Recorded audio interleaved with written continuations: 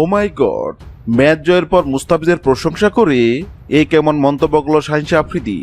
Pakistan super লিগের উদ্বোধনী ম্যাচে হায়দ্রাবাদকে 69 রানে উড়িয়ে দিয়েছে মুস্তাফিজের লাহোর কালান্দার্স। এই বিশাল জয়ের পর পুরস্কার বিতরণ অনুষ্ঠানে লাহোরের অধিনায়ক শাহিন শাহ আফ্রিদির কণ্ঠে জ্বলল বাংলাদেশি পেসার মুস্তাফিজুর রহমানের প্রশংসা। টসে জিতে ব্যাট করতে নেমে নির্ধারিত 20 ওভারে 6 উইকেট হারিয়ে 199 রান সংগ্রহ করে লাহোর কালান্দার্স। লাহোরের সর্বোচ্চ ফকর জামান 39 বল মোকাবেলায় 53 রান করেন। লক্ষ্য তাড়া করতে নামা হায়দ্রাবাদকে চেপে ধরেন বোলাররা। মুস্তাফিজ নিজে 4 ওভারে মাত্র 19 রান দিয়ে শিকার করেন একটি উইকেট। বিশেষ করে ইনিংসের 18তম ওভারে মাত্র 3 রান দিয়ে হায়দ্রাবাদের জয়ের আশা শেষ করে দেন তিনি।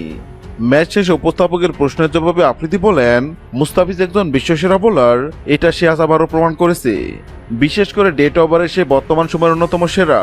ওর মতো একজন অভিজ্ঞ বোলারকে দলে পাওয়া আমার জন্য অধিনায়ক হিসেবে কাজটা অনেক সহজ করে দিয়েছে।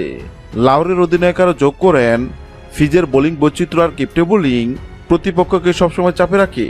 সে দলে থাকা মানে বোলিং ইউনিটে বাড়তি আত্মবিশ্বাস।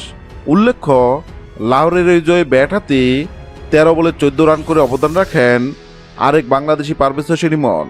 হ্যাঁ দর্শক, যদি ভিডিওটি ভালো লাগে লাইক দিবেন এবং সাবস্ক্রাইব করে আমাদের চ্যানেলের সঙ্গে থাকবেন। ভিডিওটি দেখার জন্য আপনাকে অসংখ্য ধন্যবাদ।